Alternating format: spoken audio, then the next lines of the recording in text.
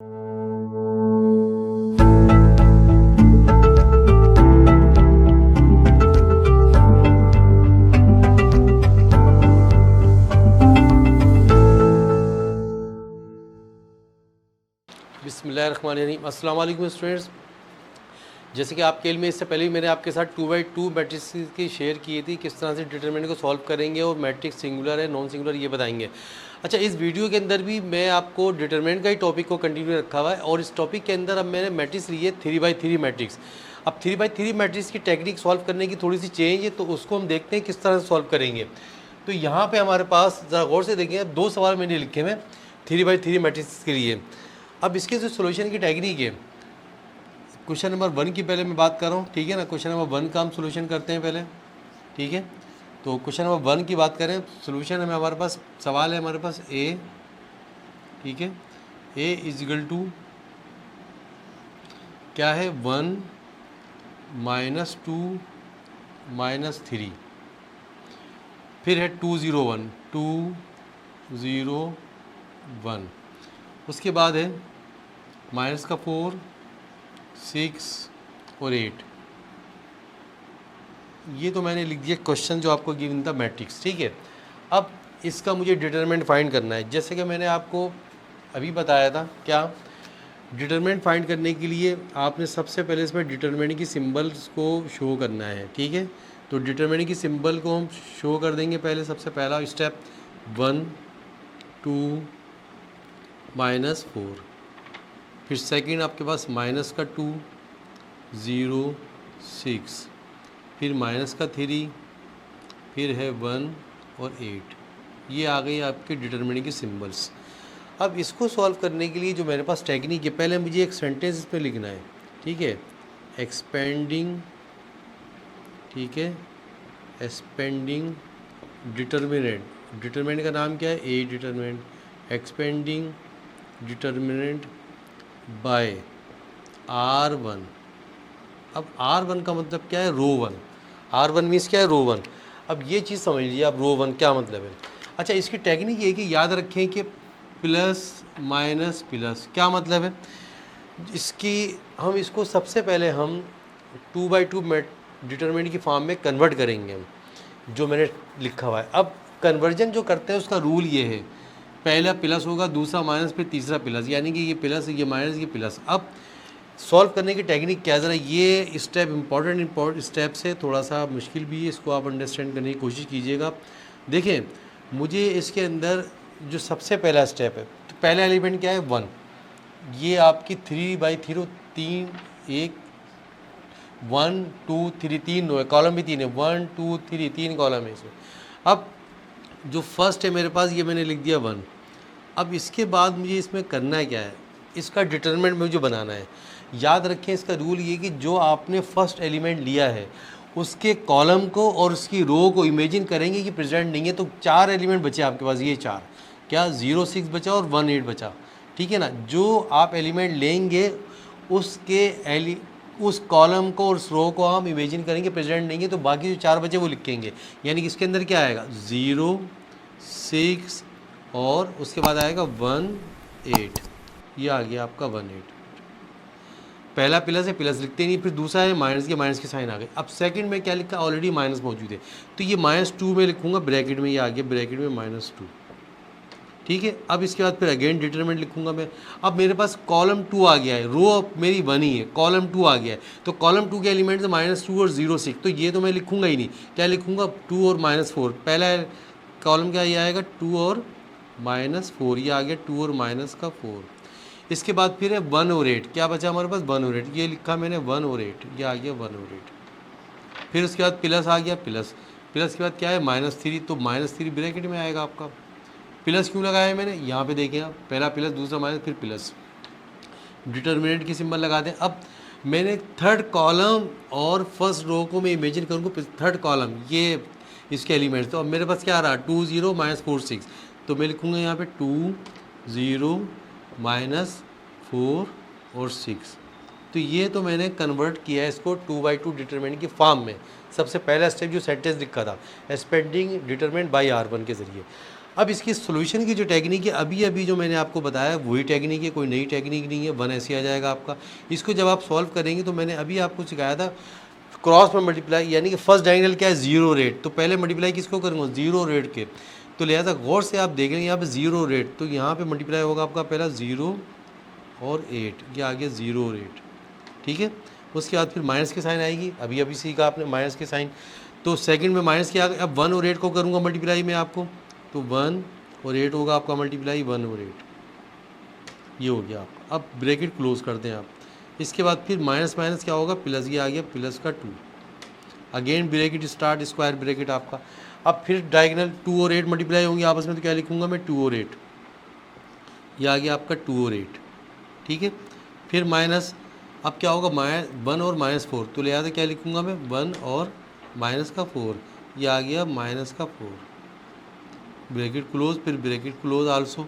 अब इसके बाद प्लस माइनस माइनस का 3, ठीक है। अब यहाँ ब्रैकेट लास्ट आएगा हमारा, तो पहले क्या होगा 2 और 6, तो क्या लिखूंगा 2 और 6, ये आ गया 2 और 6, ठीक है। अब इसके बाद फिर माइनस, उसके बाद क्या आएगा 0 और -4, 0 और -4, ठीक है, ये ब्रैकेट क्लोज।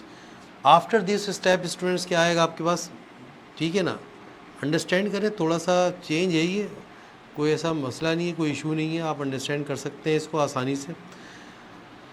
ये आपके वही अभी जो मैंने अंडरस्टैंड करवाए थे आपको इससे पहले की वीडियो के अंदर। अब इसको सॉल्व कर लें आप। 1 तो किसी से मल्टीप्लाई करो वही नंबर रहता है, 1 ख़त्म हो जाएगा ऑटोमेटिकली। तो लिहाजा अब यहाँ पर 0 8 को करेंगे क्या आएगा 0, माइनस 8 1 ज़ा 8, ठीक है। अब प्लस का 2 आपका ऐसे आ जाएगा, ये आ गया प्लस का 2। नेक्स्ट स्टेप में मेरे पास क्या है 2 और 8 को करेंगे, 2 8 ज़ा 16, ये आ गया 16 आपका। उसके बाद फिर माइनस माइनस प्लस, ये आ गया प्लस, फिर क्या आएगा 4, ये आ गया 4। अब अगला स्टेप माइनस का 3, ठीक है। नेक्स्ट 2 को 6 से करेंगे, 2 6 ज़ा 12, ये आ गया 12। उसके बाद फिर माइनस माइनस प्लस, 0 को किसी से मल्टीप्लाई करें क्या आ जाएगा 0, ठीक है। अगला स्टेप, अब 1 था इसलिए यहाँ पे ख़त्म हो गया, तो क्या आ गया आपका माइनस का 8, यहाँ पे क्या आएगा प्लस 2, ठीक है।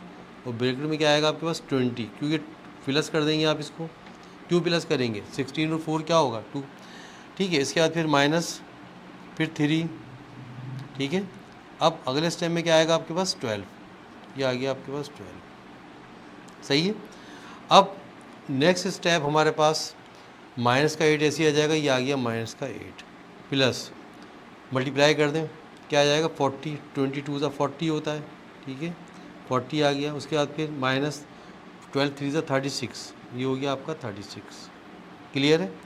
अब ज़रा गौर से देखें आप, सिंपल सी, यहाँ पर आपके पास ये आपका 40 है, ये आपका माइनस का 8 है, तीनों को एक साथ भी कर सकते हैं आप रफ वर्क के ज़रिए, डायरेक्ट कैलकुलेटर से भी कर सकते हैं, both way correct. Direct calculator use करें, कैलकुलेटर की मदद से भी आंसर आप निकाल सकते हैं, ठीक है ना। तो कैलकुलेटर भी यूज़ कर सकते हैं, मैं आपको सिर्फ अंडरस्टैंड करवा रहा हूँ, आप डायरेक्ट कैलकुलेटर से आंसर लिख सकते हैं। और से देखें ये आपके पास माइनस का 8 है, ये आपका 36 है, तो माइनस का 8 माइनस 36 माइनस का क्या हो जाएगा आपका माइनस का हो जाएगा 44, ठीक है। और 40 इसमें से माइनस करना है आपके, तो आंसर आपके पास क्या आएगा माइनस का 4। फिर सुन लीजिए एक दफ़ा आप, माइनस का 8 और माइनस का 36, ये हो जाएगा माइनस का 44, ठीक है। माइनस के 44 में से 40 निकालेंगे तो क्या बचेगा माइनस का 4 बचेगा आपके पास, ठीक है। तो ये आंसर आ गया मेरे पास 3/3 डिटरमिनेंट का क्वेश्चन नंबर 1 का आंसर। अब ऑफ कोर्स आपने इसमें मेंशन करना है it is a singular, it is a non singular. अब ये मैट्रिक्स सिंगुलर है या नॉन सिंगुलर है, जिस तरह से फर्स्ट वीडियो में मैंने आपको बताया था कि अगर आंसर 0 आएगा तो वो सिंगुलर मैट्रिक्स होगी, और अगर आंसर 0 नहीं आएगा तो वो नॉन सिंगुलर मैट्रिक्स होगी। तो ये हमारी क्या है नॉन सिंगुलर मैट्रिक्स है, ये क्या है नॉन सिंगुलर मैट्रिक्स, ठीक है ना। तो ये हमारे पास नॉन सिंगुलर मैट्रिक्स आप इसमें लिख देंगे आप सिंपल, ये आ गई हमारी नॉन सिंगुलर मैट्रिक्स। तो स्टूडेंट्स आई होप कि ये आपने क्वेश्चन नंबर 1 को इसका अंडरस्टैंड किया होगा।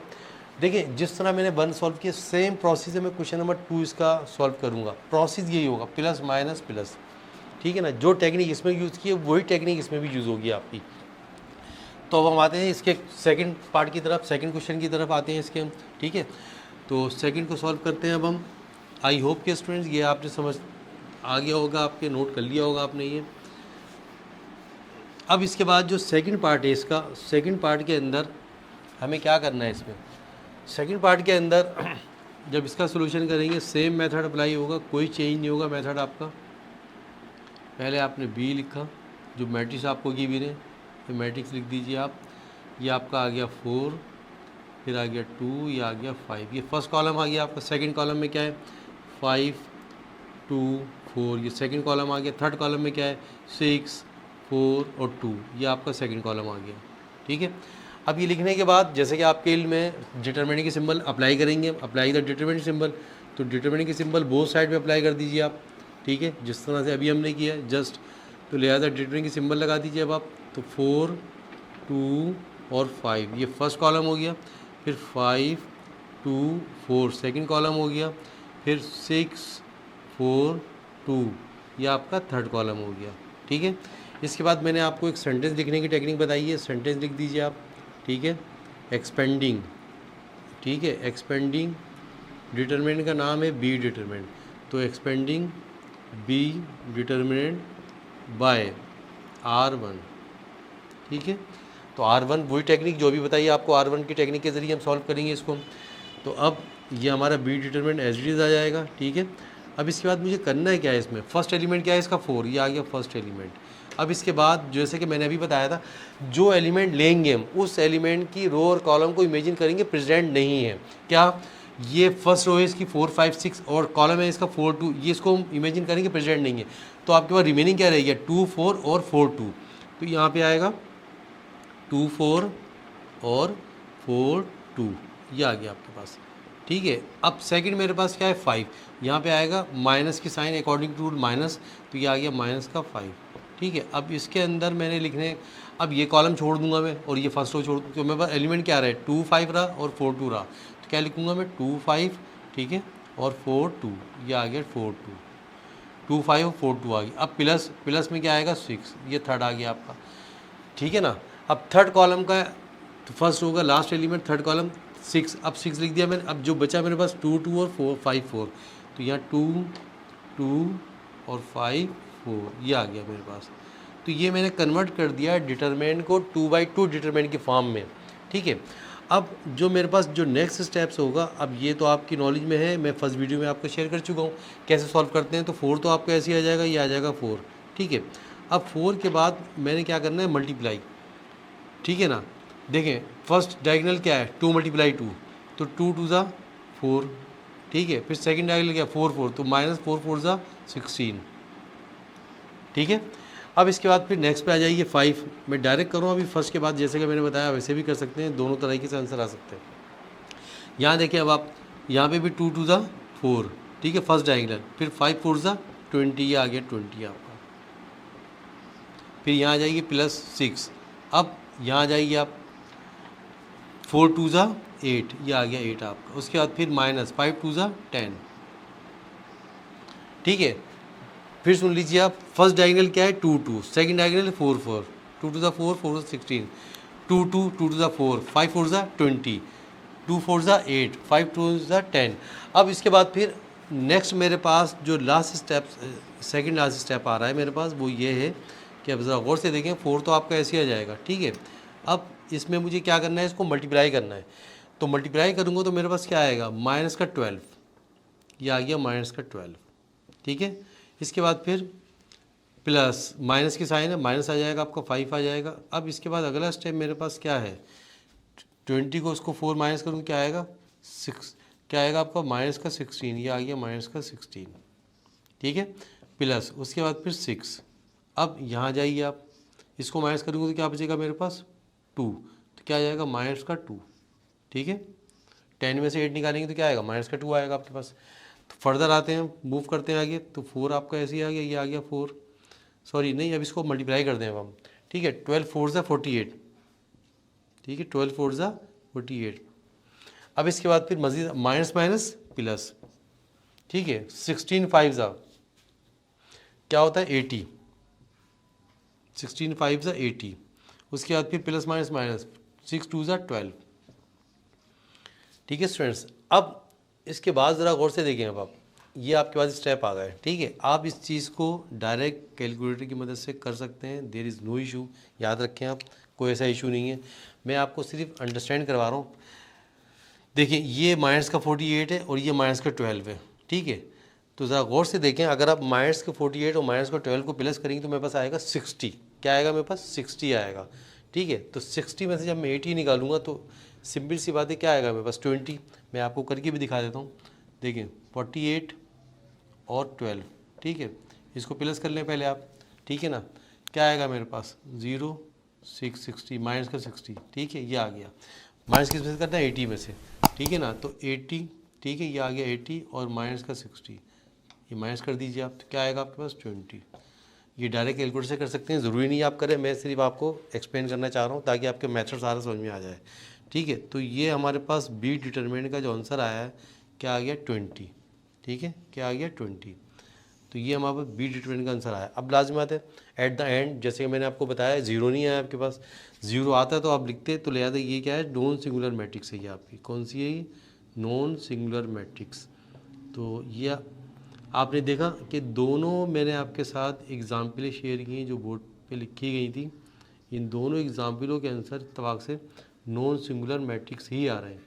क्यों? क्योंकि ज़ीरो नहीं आया। अब याद रखें, अगर आपके पास जब आप अपना सॉल्व करेंगे, अपने एक्सरसाइज के सवाल सॉल्व करेंगे, तो आपका आंसर अगर ज़ीरो आ गया तो वहाँ पे आपने क्या लिखना है? Singular matrix. वो भी उस कंडीशन में लिखना है आपको। याद रखें कि अगर आपको सवाल में वो कहेगा whether identify it is a singular और नॉन सिंगुलर मैट्रिक्स, तब आपने लिखना है, वरना it is not necessary this इस सेंटेंस की ज़रूरत नहीं है लिखने की। आपसे बस सिंपल कहेगा अगर डिटरमिनेंट सॉल्व करें तो डिटरमिनेंट यहाँ पे आंसर आ चुका है आपका, ठीक है ना। और ये 3/3 का मैंने आपको टेक्निक बता दी। बस ये ध्यान में रखें कि इसके सॉल्व के ये फार्मूला है, पहला प्लस होता है, दूसरा माइनस, फिर तीसरा प्लस। तो वही टेक्निक और ये सेंटेंस की टेक्निक याद रखें। सेंटेंस को एकदम सेंटेंस लिखने के बाद हमें करना है क्या? जो 3/3 मैट्रिक्स दी गई है उसको 2/2 की डिटरमिनेंट की फॉर्म में कन्वर्ट कर रहे हैं।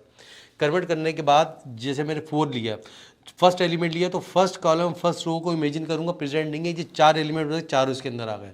जब मैं सेकंड एलिमेंट लूंगा, 5 मैंने लिया, तो सेकंड कॉलम को इमेजिन करूंगा प्रेजेंट नहीं है और फर्स्ट रो प्रेजेंट नहीं है, तो लिहाजा ये 4 बचे आपके, ये आपने लिख दिया। फिर थर्ड जब मैं लूँगा तो थर्ड कॉलम को इमेजिन करूँगा, ये प्रेजेंट नहीं है, तो लिहाजा इसके जो एलिमेंट बच गए वो मैंने लास्ट में लिख दी। इसके बाद सॉल्व करने की टेक्निक जैसे कि मैंने फर्स्ट एग्जाम्पल लिखा वही सेकंड में मेथड है, कोई मेथड में चेंज नहीं है। स्टेप आप काउंट कर सकते हैं, हर सवाल में इतने ही स्टेप्स आएंगे इसके। तो आई होप कि स्टूडेंट्स ये वीडियो आपको समझ में आई होगी, अंडरस्टैंड की होगी आपने। और ये वीडियो जैसे कि मैंने आपको स्टार्टिंग में ही बताया था, ये वीडियो स्टूडेंट्स मैट्रिक क्लास के स्टूडेंट्स के लिए भी यूज़फुल है और फर्स्ट ईयर साइंस के स्टूडेंट्स के लिए भी बहुत ज़्यादा यूज़फुल है, और जो बीकॉम के स्टूडेंट्स हैं उनके लिए यूज़फुल है। किस सेंस में? अगर आपको डिटरमिनेंट का सवाल क्योंकि पेपर में आता है तो आप इस तरह से इसको सॉल्व करेंगे। और इस साल मैट्रिक में तो वैसे भी बुक चेंज हुई, तो वो डिटरमिनेंट के 3/3 का लाजमी आएगा, ठीक है ना। तो आई होप कि ये वीडियो आपके समझ में आई होगी। इस वीडियो को अपने दोस्तों के साथ ज़्यादा से ज़्यादा शेयर करें, क्योंकि आपके साथ आपके साथी भी ज़्यादा से ज़्यादा बेनिफिट फ़ायदा उठा सकें। मेरी वीडियो को लाइक भी कीजिए। Thank you very much.